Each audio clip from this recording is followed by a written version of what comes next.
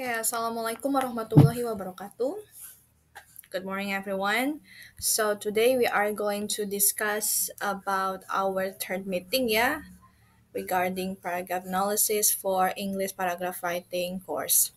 So in the last two meetings, first and second meeting, we already discussed about the introduction of English paragraph writing in general, and also the types. One of the types of paragraph text, or uh, paragraph. What is it? Paragraph writing. That was descriptive paragraph. So in this meeting, we are going to deep into paragraph analysis. Okay, everyone. So, what is paragraph analysis? Paragraph analysis is a process of examining a paragraph to look at its features and construction. Jadi, paragraph analysis adalah sebuah proses atau aktivitas untuk mengetahui paragraf dan juga melihat fiturnya dan juga konstruksinya. Apakah konstruksi dan fitur dari paragraf tersebut sudah oke? Maksud oke di sini itu sudah nyambungkah antar kalimatnya, atau sudah clear-kah, atau sudah sesuai dengan topik yang akan dibahas. Kemudian, we have another general introduction or concept of what is paragraph analysis. Paragraph analysis is a process, katanya, of identifying how the topic sentence links to the paragraph through the development of the topic and controlling idea. Jadi yang sudah kita diskusikan bersama di 2 minggu sebelumnya, dalam satu paragraf, in a paragraph, paragraf itu mempunyai satu sentence yang values atau roles-nya bertindak sebagai topic sentence Topic sentence adalah main idea of the paragraph. Dan harus dilihat juga apakah topic sentence itu berkaitan dengan controlling idea. Controlling idea di sini maksudnya adalah supporting sentences. For example, di paragraph writing in title misalnya judulnya adalah what is it? Relaxing at the beach, as we discussed last meeting. Relaxing at the beach. Of course, the topic sentence must be a beach as a topic, of the title. And then the controlling idea or the supporting sentences must be linked or must be related to the topic sentence. Kalau misalnya topic sentence-nya itu tentang beach atau tentang pantai, must be, harusnya si controlling idea atau supporting sentence-nya itu menceritakan pantai juga. Misalnya apa yang kita bisa lakukan di pantai, different activities that we can do in the beach, misalnya apakah kita bisa A, B, dan C. Nah, itu adalah contoh supporting sentence dari topic sentence. Yang ketiga adalah paragraph analysis, katanya, includes a process looking at how examples, data, and evidence support the main idea and how the author's voice or opinion connects with the overall message or content. Nah, contohnya di paragraf yang minggu lalu kita bahas tentang relaxing at the beach. Relaxing at the beach itu adalah satu contoh dari descriptive paragraph yang mempunyai topic sentence, Topic sentence-nya kalau tidak salah ada di kalimat kedua.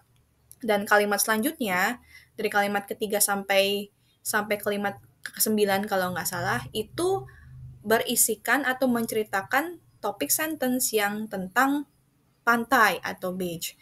Judulnya kan relaxing at the beach, Topik sentence-nya tentang beach. Nah, supporting sentence-nya itu menceritakan berbagai aktivitas. Contoh-contoh example berbagai aktivitas yang bisa kita lakukan di pantai. Dan juga evidence. Evidence itu apa? Fakta atau bukti yang bisa mensupport ide kita atau topik tersebut. Contohnya, benar nggak sih kalau di pantai itu kita bisa surfing? Ya bisa, karena ada ombak misalnya, seperti itu. Jadi, the supporting sentences must be inline, atau related to the topic sentence and also must be valid and also make sense as well. Jadi, si evidence-nya atau supporting sentence-nya itu harus make sense dan juga valid. Jangan sampai kita menceritakan yang tidak ada di pantai, itu tidak valid, gitu. Okay, now we have 4 features and also the characteristic of a good paragraph. Jadi sebuah paragraf bisa dikatakan oke atau good itu jika mempunyai 4 features atau karakteristik ini. Yang pertama unity, yang kedua coherence, yang ketiga topic sentence, yang keempat sufficient development. Kita lihat yang pertama ya. A paragraph must focus solely on a single idea, point, or argument that is being discussed in order to maintain a sense of unity. Jadi unity itu adalah sebuah paragraf harus fokus terhadap satu topik atau ide yang akan dibahas untuk mencapai atau untuk terdengar atau terbaca make sense seperti itu. Jadi contohnya kemarin ada kalimat atau paragraf paragraf tentang judulnya Relaxing at the Beach. Relaxing at the Beach itu ya fokusnya pasti menceritakan tentang beach nggak sih? Tentang yang namanya pantai, apa yang bisa kita lakukan di pantai, kemudian berbagai aktivitas di pantai, kemudian keadaan di pantai itu seperti apa, bagaimana baunya atau bagaimana kondisinya, itu bisa dijelaskan di pantai atau bisa kita temukan di pantai. Jadi unity itu antara topik dan juga isinya, isi paragraf atau kalimat-kalimatnya itu harus make sense. Yang kedua ada yang namanya coherent. Sama ya, kurang lebih seperti unity. Coherence itu adalah paragraf harus mempunyai topic sentence dan supporting sentence yang saling berkaitan satu dengan yang lainnya. Maaf ya. Maksudnya seperti apa sih, Miss? Contohnya, topik sentence-nya tentang berbagai macam aktivitas di pantai. Itu topik sentence-nya. Kalau topik sentence-nya tentang berbagai macam aktivitas di pantai, ya harusnya si supporting sentence-nya untuk supaya atau terdengar atau terbaca koheren, si supporting sentence-nya pun harus dong yang namanya selaras dengan topik sentence-nya. Ya kalau topik sentence-nya berbicara tentang berbagai macam atau many activities that we could do in a beach, then the supporting sentence must be mention or discuss or even explain many activities in the beach. Contohnya kayak surfing, kemudian kayak apa? Mungkin sunbathing, ya laying on the sand or building a sandcastle dan lain-lain seperti itu ya. Yang ketiga, topic sentence. Jadi a paragraph must have a topic sentence as it is the most important part of paragraph and the part that provides a general summary for a paragraph. Jadi topic sentence itu dalam sebuah paragraf seperti kakinya ya atau nyawanya lah ya let's say ya yang merupakan satu indikator yang terpenting dalam suatu paragraf. Kenapa? Karena topik sentence itu bisa menceritakan keseluruhan paragraf ya. It's like a general summary. Kalau topik sentence-nya tentang contohnya tadi ya, berbagai macam aktivitas di pantai, jadi ketika kita baca kalimat pertama atau kalimat keduanya, langsung paham. Ternyata paragraf ini tuh entirely, misalnya 10 sentence yang ada di satu paragraf ini akan menceritakan berbagai macam aktivitas di pantai. Seperti itu ya.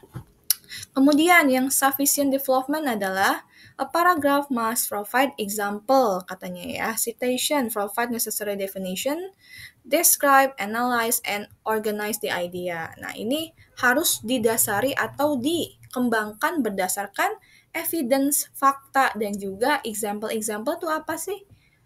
Example itu adalah contoh-contoh yang konkret. Misalnya, kalau di pantai ada A, B, dan C. Nah, A, B, dan C itu harus make sense, harus benar-benar ada. Kayak misalnya di pantai bisa surfing, oke, itu make sense. Di pantai bisa bikin kastil dari pantai, bisa ya, bikin rumah-rumahan di pantai. Yang ketiga, di pantai kita bisa berenang, ya of course bisa.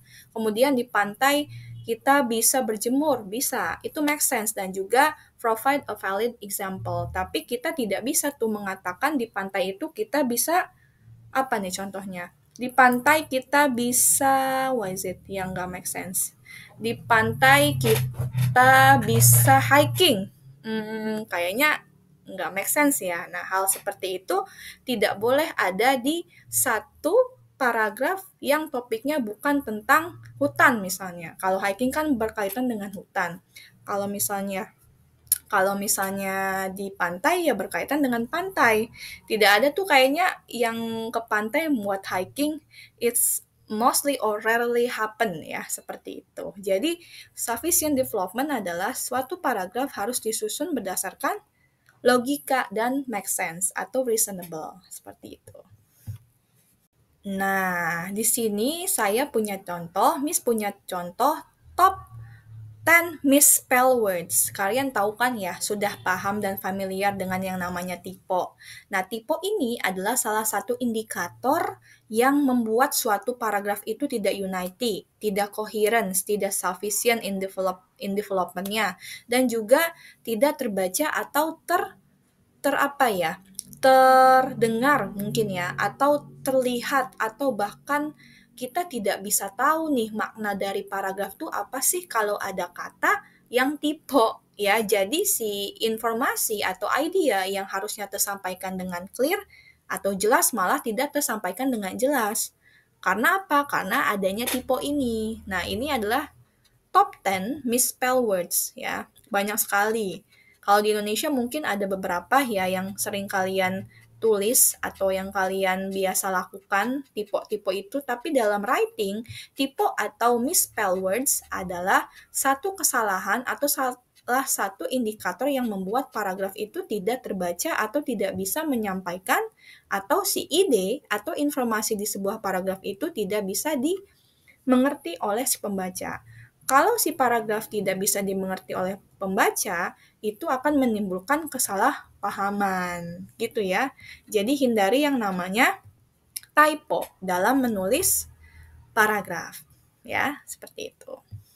Nah, ini dia ya, ada contoh konkret ya, contoh yang sedikit lucu sebenarnya. Bukan sedikit sih, kalau menurut saya ini lucu ya. Contohnya dari typo, ya. Harusnya kan apa nih? Di sini ada status WA ya yang mengatakan bahwa barang ini telah habis terjual. Harusnya kan sold out. Tapi si pembuat story ini malah mengatakan solodot ya, bukan sold out. Nah, ini merupakan salah satu contoh dari tipe. Tipe itu bisa mengantarkan kita kepada apa tuh? Yang pertama pasti malu ya kalau tipe itu. Yang kedua ketidakjelasan. Ini sebenarnya mau nulis apa sih? Kok nggak jelas banget? Yang ketiga itu ide atau pesan yang kita ingin sampaikan tidak tersampaikan dengan baik. Kalau kata ataupun paragraf ataupun even kalimat yang kita buat itu tipe. Seperti itu.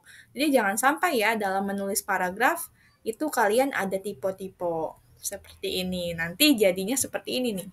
Solodot. Bisa diketawain sama konsumen ya.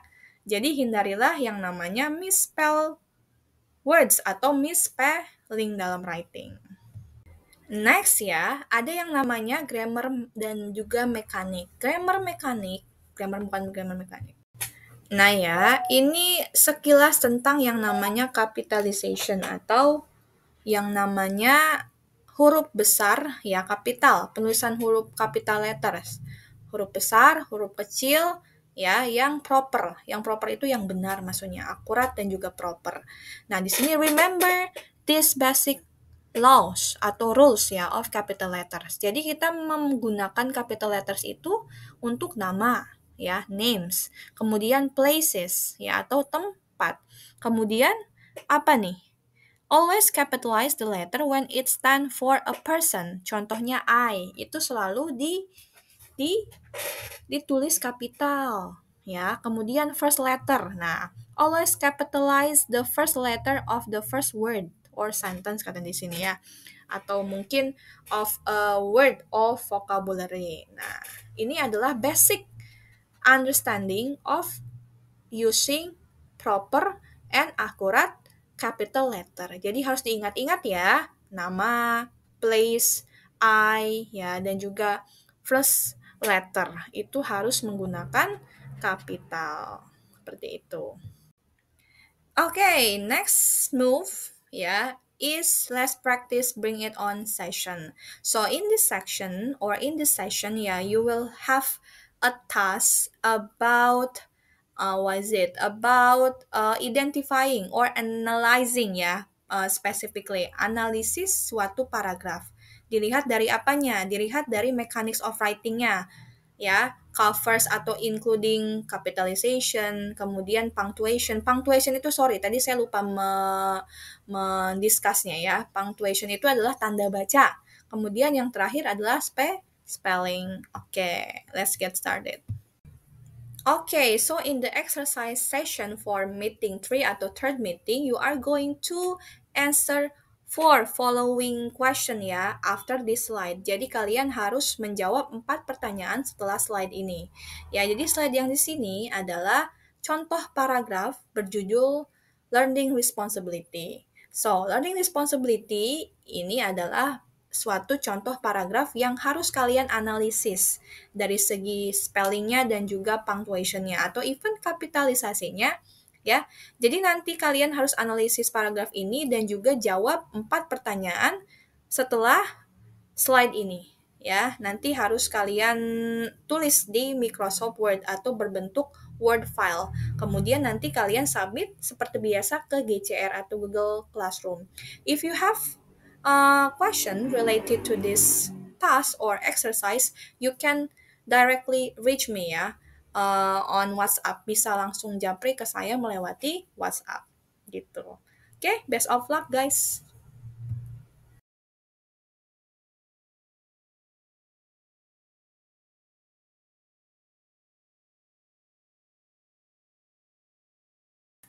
Okay guys, that's all for our third meeting material ya about paragraph analysis. So if you have any question, you can directly ask me or reach me through WhatsApp. Okay, let's close this session or this meeting by reciting hamdalah. Alhamdulillahirrahmanirrahim. Wassalamualaikum warahmatullahi wabarakatuh. Thank you all. See you next week. Dadah. Bye-bye.